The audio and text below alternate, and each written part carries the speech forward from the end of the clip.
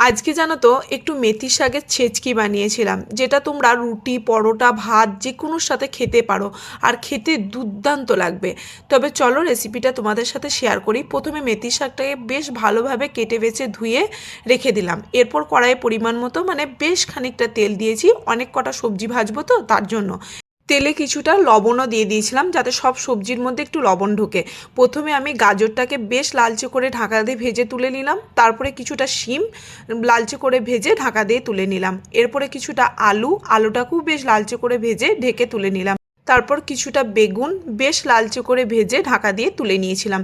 ওই কড়াইয়ে আরেকটু তেল দিয়ে তাতে কিছুটা রসুন কুচি দিয়ে একটু হালকা করে ভেজে নিয়ে তারপরে 1 চামচের মতো আদা রসুন বাটা, 3টের মতো কাঁচা লঙ্কা আর 2টো টমেটো দিয়ে বেশ ভালোভাবে নেড়েচেড়ে নিয়ে ঢাকনা বন্ধ করে রেখে দিয়েছিলাম যাতে টমেটোগুলো একটু হেজে যায়। এরপর ঢাকনা খুলে ভেজে রাখা সবজি আর কেটে রাখা শাকটাকে দিয়ে ঢাকনা বন্ধ করে রেখে দিয়েছিলাম যাতে শাকটা একটু হেজে যায় আর নাড়তে একটু সুবিধা হয়।